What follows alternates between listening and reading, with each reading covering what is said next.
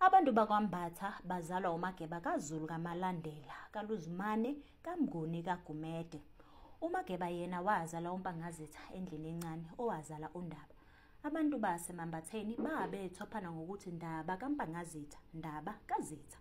Kwase kuvela-ke isithakazelo sabe sithi Ndaba eZitha ngenxa yolimi lwesiNtungwa Nguni olugwinya amagama. AbakwaMbatha kusengabantu bakwaShandu, Mbeje, Dladla. Laba bantu babakhe Mangeni ngaseNkandla, okwathi muva inkosi yabo uNdaba kaSontshikazi wathuthela eNhlazatshe ngaseVryheid nesizwe sakhe. Kulapho-ke azalela khona oMbeje, Dladla noShandu. Le ndawo bayithanda ngoba yayiseduze kwabahlobo babo bakwaZulu babanango, kanti iseduze komfula iMfolozi omhlophe, kanti futhi nentaba iNhlazatshe inechibi elingomi lapho imfuyo abeyikwazi ukuthola khona amanzi khona. Intaba lena-ke beyibasiza futhi ukuthi babone isitha sisezale kude. Iyona ntaba-ke lena obekuthi uma behlaselwa bazivikele ngayo. Le ntaba yethiwe igama inkosi uNdaba ngoba ithi ihlanza amatshe, yagcina seyibizwa ngeNhlazatshe. Emadodaneni kaNdaba, uShandu owazinza kuyo le ndawo abanye abafowabo oMbeje noDladla bafuduka bazitholela izindawo zabo. Emva kokukaShandu-ke inkosi ebusile kube nguDunjwa, okwathi uma ekhothama kungazelelwe ubukhosi bathathwa uKhali wabusela emzini kayise ezivundleni. Amanye-ke amadodana kaShandu awazange athanda ukuphathwa uKhali, abese ehamba neqeqebana labantu babo ukuyozifunela ezinye izindawo eziseduze. uNkomo noMashiba baya ezihlalo okanye eDlebe. uMandlovu waya eBaqulusini, kanti uMngonyana waya kwaNobamba okanye eDeni Dalton. Kodwa-ke abazange baqhelelane-ke neNhlazatshe, Mahlabathini, Dlebe, ezihlalo, Mabedlane, Ceza nezindawo ezisondelene nazo.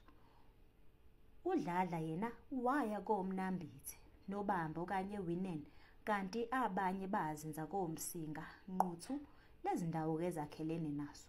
koMsinga-ke singabala uLugubhu owazalwa endlini kaDumisa, kanti waba nobudlelwano obukhulu nomfowabo uMbeje.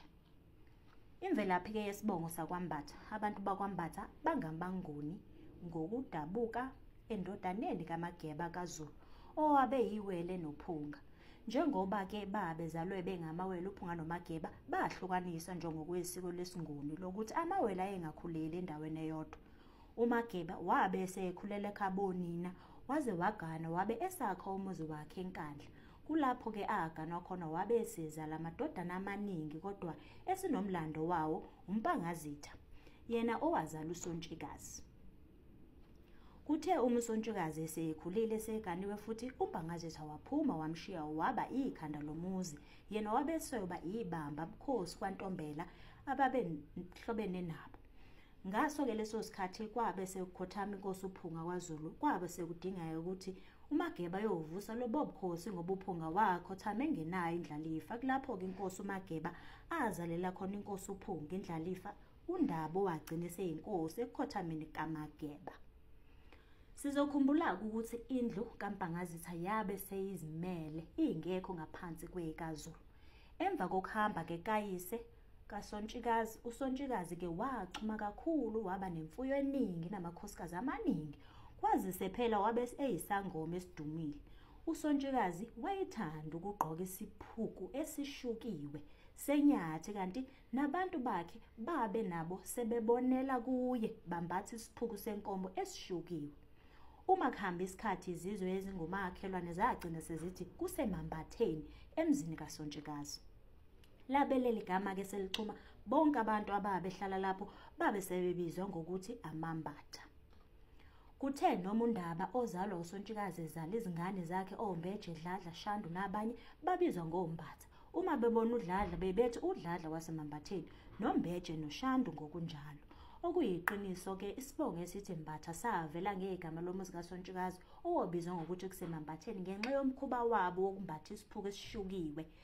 Ukusuka lapho-ke yonke inzalo kaSontshikazi neyendodana yakhe uNdaba okungoMbeje, Dladla, Shandu, Dumisa, Mngeni, Insebankulu, babe sebizwe ngokuthi abakwaMbatha ngoba ngoku kungabantu baseMambatheni. Ucacayo ke lapho ukuthi akekho umuntu owayezalwe engumbatha, kodwa kwabe kuyisenzo noma ke ekugcineni bekhona babetha amadodana abo ngokuthi ombatha ngoba kungabaseMambatheni. Ukwelamane bakwaMbatha, uGumede wazala uMnguni, uMnguni wazala uLuzimane, uLuzimane wazala uMalandela, uMalandela wazala uZulu, uZulu wazala uPhunga noMageba, uMageba wazala uMpangazitha, uMpangazitha wazala uSontshikazi, uSontshikazi wazala uNdaba, uNdaba wazala uMbeje, uShandu kanye noDladla, uShandu wazala uKhali, uMbudlele, uMgunyana, uMandlovu, uNkomo, uMashiba nabanye.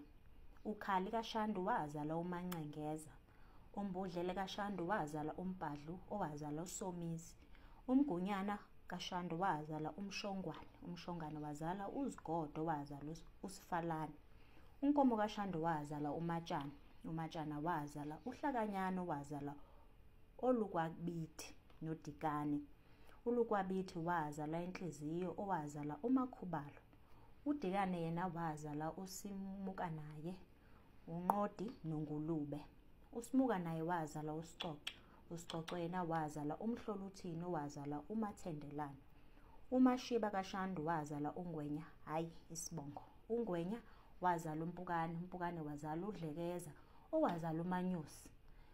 Ake sizeqe izibongo zenkosi siye kwizithakazelo zakwaMbatha.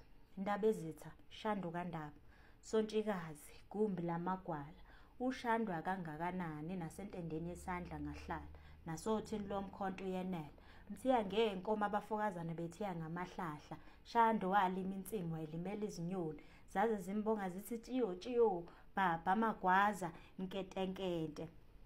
Olwakhe lezintaba zasenhlazatshe, kwaze kwaphuma abafazi bengabhinqile, bathi ngabe lolu nkentekete lwenzani, Ndaba komkhulu. Ndabezitha.